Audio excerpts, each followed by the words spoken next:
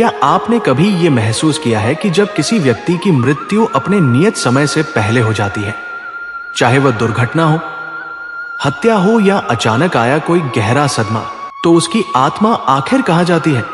क्यों कई स्थानों पर कदम रखते ही एक अनजानी घबराहट दिल पर छा जाती है, मानो हवा में कोई अदृश्य भय तैर रहा हो। जैसे किसी अनजानी शक्ति की मौजूदगी हमें भीतर तक छू जाती है। कहा जाता है कि अकाल मृत्यु के बाद आत्मा तुरंत अपने अगले मार्ग की ओर नहीं बढ़ पाती। उसकी अधूरी इच्छाएं, टूटे हुए रिश्ते और मृत्यु के क्षण में मिली असहनीय पीड़ा उसे उसी स्थान पर बांध देती है, जिससे वो भटकी हुई और अस्थिर हो जाती है। जहां किसी समय दुख, पीड़ा और मृत्यु की चीखें गूंजी हो, वहां मानो समय बहना बंद कर देता है। ऐसे स्थानों की हवा तक उस क्षण को थाम लेती है और आत्मा उसी दर्द में कैद होकर भटकती रहती है। मृत्यु केवल शरीर का अंत नहीं है, यह चेतना का एक प्रचंड विस्फोट है जो व्यक्ति को जीवन से एकदम अलग कर देता है। परंतु जब मृत्यु अपने स्वाभाविक समय पर आती है, जब उम्र के साथ देह कमजोर पड़ने लगती है और मन जीवन की थकान महसूस करने लगता है, तब आत्मा धीरे धीरे इस संसार से विदा की तैयारी करने लगती है। रिश्तों से मोह ढीला होने लगता है, स्मृतियां शांत होने लगती है और भीतर एक धीमा सा विराम जन्म लेता है। यह प्रक्रिया आत्मा को सहजता से आगे बढ़ने का मार्ग देती है, क्योंकि स्वाभाविक मृत्यु में विदाई भी स्वाभाविक होती है। लेकिन अचानक मृत्यु में कोई तैयारी नहीं होती। ये मौत देह से पहले मन को तोड़ देती है और देह से अलग होने के बाद आत्मा को जला देती है। अचानक मृत्यु ठीक उसी क्षण होती है जब शरीर अभी जीवित रहने की पूरी कोशिश कर रहा होता है। धड़कनें दौड़ रही होती है, शरीर खुद को बचाने की लड़ाई लड़ रहा होता है और मन जीवन के हर टुकड़े को पकड़कर बैठा होता है। और तभी एक अनचाहा पल सब कुछ खत्म कर देता है। गरुड़ पुराण में कहा गया है, अचानक मृत्यु तब नहीं होती जब शरीर मरता है। अचानक मृत्यु तब होती है जब आत्मा को समझने का समय ही नहीं मिलता कि मृत्यु हो चुकी है। मरने के बाद पहली रात यही सबसे भयावह होती है, क्योंकि पहले कुछ घंटे आत्मा को यह समझ ही नहीं आता कि वो मर चुकी है। वो अपने शरीर की तलाश में भटकती है, अपने ही मृत शरीर के पास खींची चली आती है। कभी उसके शरीर के ऊपर खड़ी होती है, कभी उसके चेहरे को देखने की कोशिश करती है, कभी उस शरीर में वापस प्रवेश करना चाहती है, लेकिन देह उसका स्वीकार नहीं करती। दरवाजा बंद हो जाता है और बंद दरवाजों की दुनिया शुरू हो जाती है। यही पहली यातना है। जिस व्यक्ति को अकाल मृत्यु मिलती है, उसकी आत्मा अपने परिवार के पास जाना चाहती है। वो उन्हें पुकारती है, लेकिन कोई आवाज नहीं सुनता। वो घर में प्रवेश करती है, लेकिन कोई उसे देख नहीं पाता। वो अपने प्रियजनों के कंधे पर हाथ रखना चाहती है, लेकिन स्पर्श का हक भी उससे छीन लिया जाता है। यह अस्तित्व का टूटना है। जहां आत्मा जी रही है, पर दुनिया उसे मृत मान चुकी है। और फिर शुरू होता है वो क्षण जब आत्मा पहली बार रोती है। उस रोने की आवाज किसी इंसान के कान तक नहीं पहुंचती, लेकिन घर के वातावरण में बेचैनी भर देती है। अचानक ठंडी हवा, अचानक भारीपन, अचानक रात का डर, यह सब उसी रोती हुई आत्मा का दर्द होता है। लोग कहते हैं कि अचानक मृत्यु वाले स्थान हॉन्टेड हो जाते हैं। वास्तव में वह जगह हॉन्टेड नहीं होती। वो जगह रोती हुई आत्माओं की प्रतीक्षा से भरी होती है। दुर्घटना स्थल, जलाशय, अधूरे निर्माण वाले घर, पहाड़, पुल, पुराने पेड़, इन जगहों पर बेचैनी महसूस होना कोई रहस्य नहीं, बल्कि एक आत्मा की उलझन का सबूत होता है। गरुड़ पुराण कहता है कि अकाल मृत्यु की आत्मा पहले कुछ दिनों तक बार बार अपने शरीर के पास लौटती है, क्योंकि उसके भीतर अभी भी एक अटल विश्वास होता है कि यह सब एक सपना है और वो वापस उठ जाएगी। लेकिन हर बार वो शरीर देखती है, पर खुद को उसमें नहीं पाती। ये सच्चाई उसे भीतर से काटती है। ये पीड़ा जन्म जन्मांतर की किसी भी पीड़ा से अधिक भारी होती है। धीरे धीरे आत्मा समझने लगती है कि वो अब जीवित नहीं है, और यहीं से दूसरी यातना शुरू होती है। अधूरे जीवन की खामोशी, जो सपना अधूरा रह गया, जो प्रेम अधूरा रह गया, जो कर्तव्य छूट गया, जो बदला, जो जिम्मेदारी, जो वादा, सब आत्मा को जंजीरों की तरह बांध लेते हैं। गहरी पीड़ा यह नहीं कि जीवन समाप्त हो गया, गहरी पीड़ा यह है कि जीवन पूरे होने से पहले समाप्त हुआ। अचानक मृत्यु के बाद आत्मा जिस सबसे गहरे दर्द से टूटती है वो ये नहीं कि उसका जीवन समाप्त हो गया, बल्कि ये कि उसके परिवार के सामने भी उसकी मौत उतनी ही अचानक टूटकर गिरती है। उनके रोने की आवाजें, सदमे की चीत्कारें, भारी सिसकियां, अंतिम पुकार, ये सब हर कंपन के साथ आत्मा तक पहुंचता है। वह देखती है कि उसके अपने बिखर रहे हैं, टूट रहे हैं, लेकिन वह चाहकर भी किसी को सांत्वना नहीं दे पाती। आत्मा बार बार चिल्लाती है, मैं यही हूं, मैं ठीक हूं, मत रो, पर कोई उसकी ओर देखता भी नहीं। यह वो पहला क्षण होता है जब आत्मा असहायता का असली अर्थ समझती है। सामान्य मृत्यु में आत्मा को मंत्रों के कंपन, परिवार के प्रेम और संस्कारों की ऊर्जाओं से आगे बढ़ने की दिशा मिलती है, लेकिन अकाल मृत्यु में शरीर के अंतिम संस्कार से पहले ही आत्मा इतनी टूटी हुई होती है कि उसे खुद समझ नहीं आता कि उसे कहां जाना है, किस दिशा में आगे बढ़ना है। धीरे धीरे उसके भीतर एक प्रश्न जन्म लेता है, मैं कहां जाऊं, मेरा मार्ग कहां है। लेकिन इस प्रश्न का कोई उत्तर नहीं आता, क्योंकि उस समय यमलोक का द्वार उसके लिए खुला नहीं होता। अकाल मृत्यु की आत्मा न स्वर्ग जा सकती है, न नरक, और न ही पुनर्जन्म की ओर बढ़ सकती है। वो एक बीच की दुनिया में अटक जाती है, जहां केवल दर्द है, एकांत है, अधूरी इच्छाएं हैं और समय का कोई प्रवाह नहीं। समय वहीं ठहर जाता है, लेकिन पीड़ा रुकती नहीं। यही स्थिति शास्त्रों में प्रथम रात्रि का चक्र कही गई है। अकाल मृत्यु के बाद आत्मा की सबसे लंबी, सबसे अंधेरी पहली रात। पहली रात आत्मा सदमे और भ्रम में उलझी रहती है, लेकिन इसके बाद शुरू होता है वो कालखंड जिसे गरुड़ पुराण आत्मा के लिए सबसे भयावह मानता है। आगामी 13 दिन।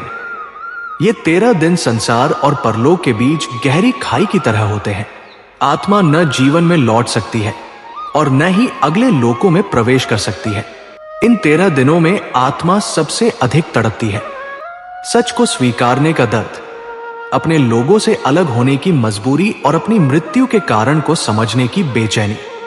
पहले 3 दिन आत्मा परिवार के पास ही भटकती है। वो हर कमरे में, हर आहट में, हर पुकार में खुद को जोड़ने की कोशिश करती है। जब उसका नाम लेकर कोई रोता है तो वो उसकी तरफ भागती है, पर हर बार निराश लौट आती है, क्योंकि कोई उसे सुनता नहीं, कोई उसे देखता नहीं। उसे लगता है कि शायद ये सब वापस पहले जैसा हो जाएगा, लेकिन हर बीतते क्षण के साथ वो भ्रम टूटता चला जाता है। और फिर आता है वो दर्दनाक पल, जब आत्मा खुद को अपने ही फोटो पर माला चढ़ते हुए देखती है। यही वो क्षण है जब सच्चाई उसके अंदर चाकू की तरह धंस जाती है। अब लौटना संभव नहीं। चौथे से 7वें दिन तक आत्मा की बेचैनी और तेज हो जाती है। परिवार के आंसू उसे दिखाई देते हैं, लेकिन वो उन आंसुओं को पोंछ नहीं पाती। मंदिरों में उसकी शांति के लिए प्रार्थनाएं होती हैं, पर आत्मा उन्हें सुनने की स्थिति में नहीं होती।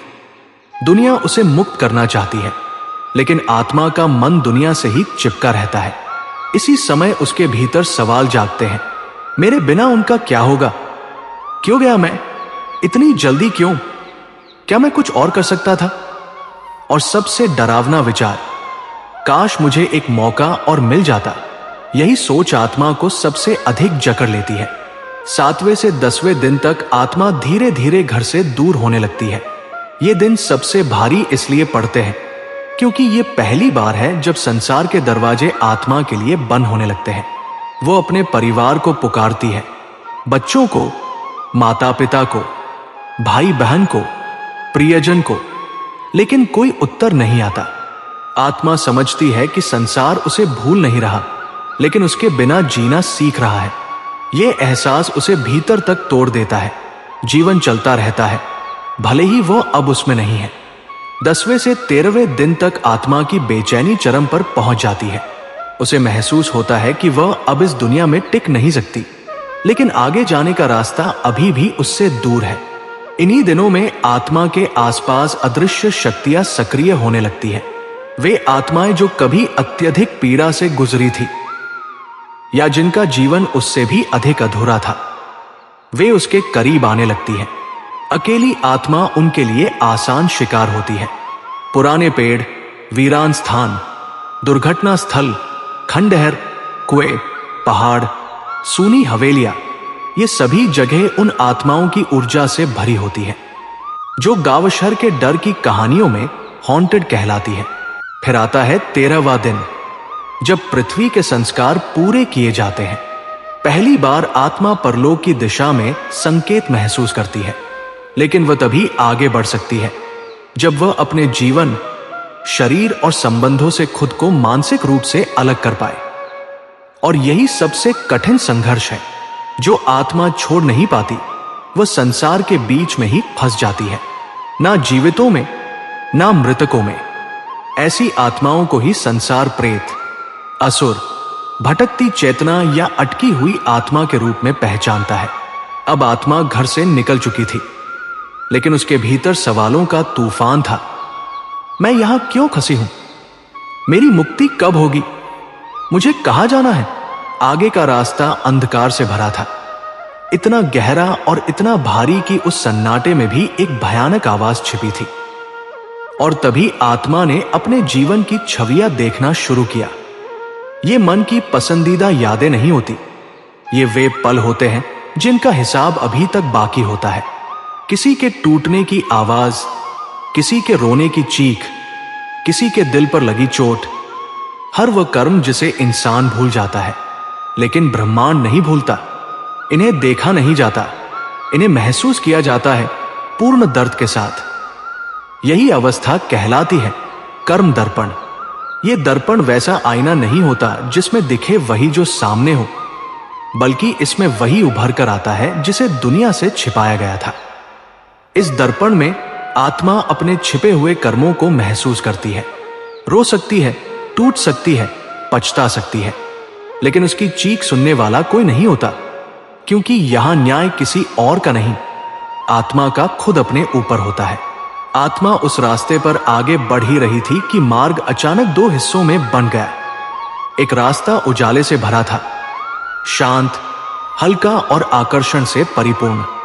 दूसरा मार्ग गहरे अंधकार से ढका हुआ था, डर, साए और अनसुनी चीखों से भरा हुआ। अब आगे कौन सा रास्ता लेना है, यह चुनाव आत्मा का नहीं, बल्कि उसके कर्मों का होना था। अच्छे कर्म उजाले की ओर खींचते हैं और बुरे कर्म आत्मा को अंधेरे की ओर गिरा देते हैं। आत्मा ने उजाले की ओर बढ़ने की कोशिश की, लेकिन जैसे किसी अदृश्य शक्ति ने उसे पकड़कर अंधकार में खींचना शुरू कर दिया। यह कोई भूत या प्राणी नहीं था, बल्कि उसके ही अधूरे, बोझिल और गलत कर्म थे। हर टूटा वादा, हर छल, हर आहत हृदय, हर रोती हुई मां, हर दिया गया दर्द, सब एक कठोर न्याय की तरह उसे घेरने लगे। आत्मा चिल्लाई कि मुझे जाने दो, मैं वहां नहीं जाना चाहती। लेकिन एक गंभीर आवाज गूंजी, पछतावा मुक्ति नहीं देता, सुधार देता है। और तभी पूरा रास्ता अचानक कालेपन में डूब गया। एक पल शांति और अगले ही पल दर्दनाक चीखों का कंपन। आत्मा अंधकार में गिर चुकी थी और उसकी यात्रा अब कठिनाई के सबसे गहरे चरण में प्रवेश कर रही थी। अंधेरे में गिरते ही सब शांत हो गया, न कोई रोशनी, न कोई आवाज, सिर्फ एक गहरा खालीपन जो आत्मा को अंदर तक खाने लगा। धीरे धीरे आत्मा को महसूस हुआ कि वह किसी अदृश्य बंदी गृह में कैद है। अकाल मृत्यु वाली आत्माएं अधिकतर यही पहुंचती हैं, क्योंकि उनका जीवन अचानक छीन लिया जाता है, उनके कर्म अधूरे रह जाते हैं और मन में सिर्फ एक सवाल जलता है, क्यों? यहीं से असली संघर्ष की शुरुआत होती है। आत्मा को ऐसा लगा कि जैसे कोई उसकी यादों को धीरे धीरे खंगाल रहा हो। हर दर्दनाक पल फिर से सामने आने लगा। जिनको उसने रुलाया, जिनसे झूठ बोला, जिनके सपने तोड़े, जिन्हें अकेला छोड़ा, सब उसकी चेतना के सामने खड़े थे। यहां किसी से माफी नहीं मिलती, क्योंकि यहां सबसे कठिन काम है खुद को माफ करना। इस जगह का समय अलग होता है। दुनिया की एक रात यहां एक साल जैसी लगती है। यह पीड़ा तब तक चलती रहती है जब तक आत्मा यह स्वीकार न कर ले कि उसके साथ जो हुआ वो उसके कर्मों का परिणाम था। कुछ आत्माएं टूटकर ये सत्य स्वीकार कर लेती हैं और आगे बढ़ पाती हैं, जबकि कुछ विरोध करती रहती हैं और वहीं फंसी रह जाती हैं। अकाल मृत्यु में पछतावा आत्मा का सबसे बड़ा शत्रु बन जाता है, क्योंकि जीवन ने उसे अपनी कहानी पूरी करने का मौका ही नहीं दिया और अब आत्मा पर अधूरे कामों का अपराधबोध सबसे भारी पड़ता है। इसी अंधेरे के बीच अचानक एक हल्की लेकिन शांत रोशनी चमकी। कोई तेज चमक नहीं, बस एक संकेत कि आत्मा के भीतर परिवर्तन प्रारंभ हो चुका है। तभी एक गंभीर स्थिर आवाज गूंजी। कर्मों का संतुलन तय होने के बाद आत्मा जिस दिशा में बढ़ती है, वहां की ऊर्जा अलग ही होती है। ना पूरी रोशनी, ना पूरा अंधेरा, बस एक ऐसा सीमा क्षेत्र जहां से आत्मा का नया अध्याय शुरू होने वाला होता है। आगे बढ़ते बढ़ते आत्मा एक विशाल आध्यात्मिक मैदान में पहुंची। यह था आत्मिक मार्ग, जहां हर आत्मा वही अनुभव करती है जिसे उसने अपने कर्मों और जीवन से निर्मित किया था। यह पूरा क्षेत्र 3 भागों में विभाजित था: शुद्ध प्रकाशक क्षेत्र, गहन अंधकारक क्षेत्र और संक्रमक क्षेत्र। अब आत्मा को इनमें से उसी दिशा में भेजा जाना था जिसे उसके कर्मों ने तय किया था। लेकिन उससे पहले आता है अंतिम क्षण, जिसे कहते हैं आत्मिक समझ। यह वह पल है जब आत्मा अपने पूरे जीवन की सच्चाई को पहली बार गहराई से पहचानती है, किसी और की दृष्टि से नहीं, बल्कि अपने ही अस्तित्व की सबसे सच्ची दृष्टि से। जिसने किसी को चोट पहुंचाई, उसका दर्द; जिसे किसी की सहायता की, उसका सुकून; जिस गुस्से ने संबंध तोड़े, उसका कारण; किसी प्रेम को न समझ पाने की पीड़ा, सब स्पष्ट दिखने लगता है। अचानक पूरा मैदान एक हल्के कंपन से भर उठा और आत्मा ने भीतर एक खिंचाव महसूस किया, मानो किसी अदृश्य शक्ति ने उसका भविष्य पकड़ लिया हो। तभी वही आवाज फिर सुनाई दी, अब तुम वहां जाओगे जहां तुम्हारे कर्म तुम्हें ले जाएंगे। अब किसी प्रार्थना, किसी बहाने या किसी तर्क का कोई महत्व नहीं। आत्मा ने एक आखिरी बार पीछे देखा। ना शरीर, ना घर, ना परिवार, सिर्फ सत्य। और वही सत्य आगे का मार्ग निर्धारित करने वाला था। दुनिया की सारी यादें धुंधली होने लगी, चेहरे मिटने लगे, आवाजें समाप्त होने लगी। बस एक एहसास बचा कि अब लौटना नहीं है। आत्मा उस स्थान पर पहुंची जहां 3 मार्ग 3 वास्तविकताओं की ओर जा रहे थे। पहला, प्रकाश का क्षेत्र, जहां अधिकतर श्रेष्ठ कर्मों वाले जाते हैं। यह कोई स्वर्ग का महल नहीं, यह शुद्ध ऊर्जा का क्षेत्र है, जहां आत्मा पूर्ण शांति, विश्राम और संतुलन में रहती है। न शरीर, न पीड़ा, सिर्फ अस्तित्व। दूसरा, अंधकार का क्षेत्र, जहां भारी नकारात्मक कर्मों वाली आत्माएं जाती हैं। यह स्थान दंड का नहीं, सुधार का क्षेत्र है। यहां आत्मा को वही दर्द महसूस होता है जो उसने जीवन में दूसरों को दिया था। यह बाहरी सजा नहीं, बल्कि भीतर के कर्मों का प्रतीकार है। तीसरा, संक्रमण का क्षेत्र, जहां मिश्रित या संतुलित कर्मों वाली आत्माएं पहुंचती हैं। यह स्थान सबसे रहस्यमय है। न संपूर्ण शांति, न संपूर्ण पीड़ा, बस प्रतीक्षा का क्षेत्र, जहां आत्मा नए अवसर, नए जन्म की तैयारी में ठहरती है। और जब सही समय आता है, वह पुनर्जन्म लेकर एक नई कहानी, एक नए अध्याय की ओर बढ़ जाती है। अब आत्मा उस अवस्था में पहुंच चुकी थी जहां उसे एहसास हो गया था कि अगला चरण सामने आने वाला है। क्योंकि कर्मों का निर्णय होने के बाद यात्रा कभी ठहरती नहीं, बल्कि और गहरी होती जाती है। दूर एक ऊर्जामय द्वार खुला और एक गंभीर आवाज गूंजी, यात्रा जारी रखो, सत्य का सबसे गहरा पक्ष अब शुरू होने वाला है। आत्मा ने जैसे ही कदम बढ़ाए, उसके सामने एक विशाल और अनंत सा क्षेत्र उभरने लगा। यह न स्वर्ग था और न ही नरक, यह सत्य का क्षेत्र था, जहां समय अपनी गति खो देता है, जहां शरीर अस्तित्व में नहीं रहता, सिर्फ चेतना ही बाकी रहती है। धीरे धीरे आत्मा के सामने 3 मार्ग आकार लेने लगे: मुक्ति का मार्ग, पुनर्जन्म का मार्ग और सुधार का मार्ग। कौन सा मार्ग खुलना है, इसका निर्णय कर्मों के समग्र संतुलन से होता है। अकाल मृत्यु वाली आत्माओं के लिए यह क्षण और भी भारी होता है, क्योंकि उनका शरीर भले छिन गया हो, पर उनकी कहानी अधूरी रह जाती है। ऐसी आत्माओं को पुनर्जन्म जल्दी मिलता है, क्योंकि उनका अध्याय पूरा होना बाकी रहता है। ऐसे जन्मों में बच्चे अक्सर बिना कारण डर लेकर आते हैं, रात में अचानक रो पड़ते हैं, सपनों में अधूरी यादें तैरती हैं, या बचपन से ही उन्हें अदृश्य चीजें महसूस होती हैं, क्योंकि आत्मा अभी भी अपने बीते अनुभवों को पूरी तरह छोड़ नहीं पाती।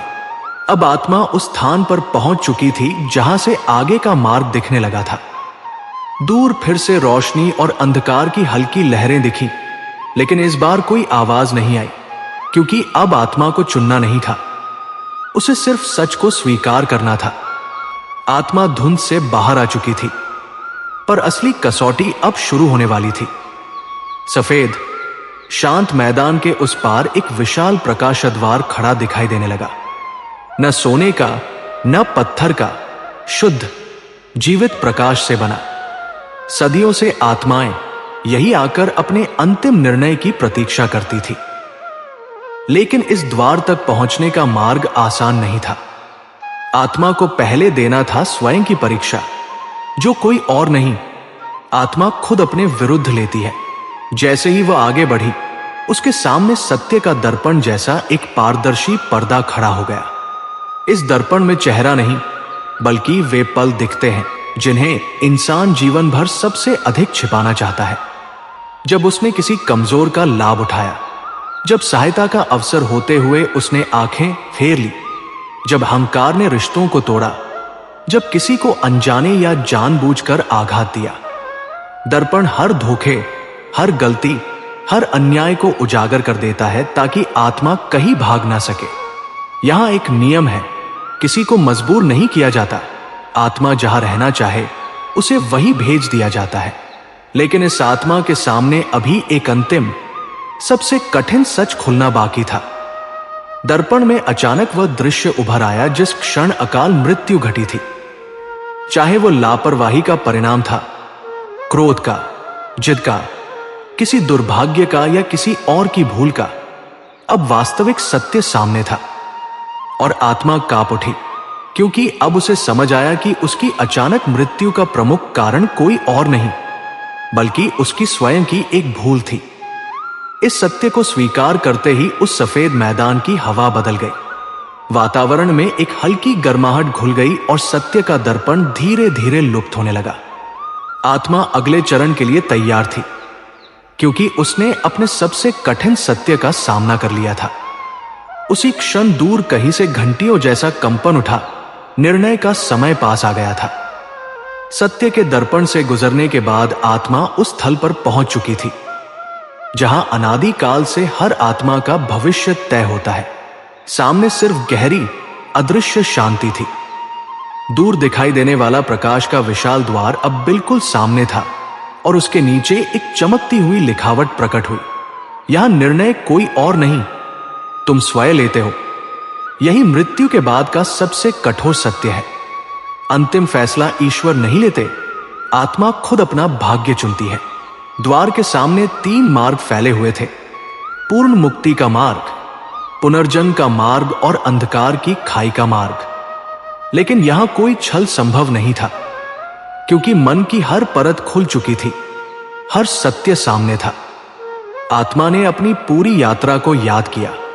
अचानक हुआ अंत, बिखरे हुए रिश्ते, अधूरी संवेदनाएं, दर्द, पछतावा और सत्य से सामना।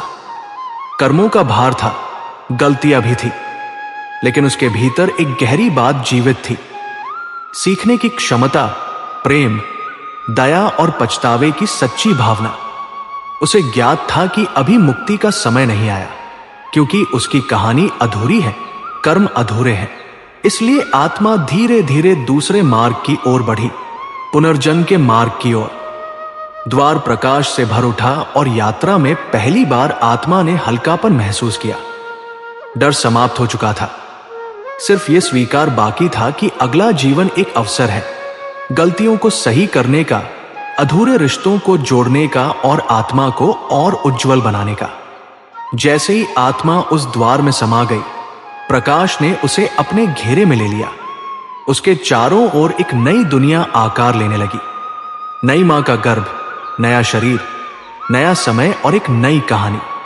मृत्यु की यात्रा यही समाप्त हुई और जीवन का नया अध्याय शुरू हुआ।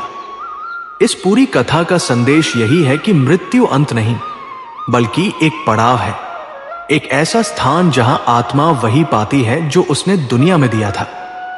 कर्म, भावनाएं और सच्चाई सब लौटकर आत्मा के सामने खड़ी हो जाती है। जीवन का हर क्षण मायने रखता है, क्योंकि अंत में हमारा भाग्य कोई और नहीं, हम स्वयं तय करते हैं। प्रिय दर्शकों, यदि इस वीडियो ने आपके मन में नए विचार जगाए हो, किसी सवाल का जवाब दिया हो या आपको आध्यात्मिक ज्ञान की ओर एक कदम और बढ़ाया हो, तो कृपया इस वीडियो को लाइक करें, हमारे चैनल को सब्सक्राइब करें, ताकि आने वाली दिव्य कथाओं, आध्यात्मिक ज्ञान और आत्मा से जुड़े गूढ़ रहस्यों की बातें सबसे पहले आप तक पहुंचती रहें। और हां, इस वीडियो को अपने परिवार व मित्रों तक जरूर पहुंचाएं, क्योंकि ज्ञान तभी सार्थक होता है जब वह बांटा जाए। जय श्री कृष्ण।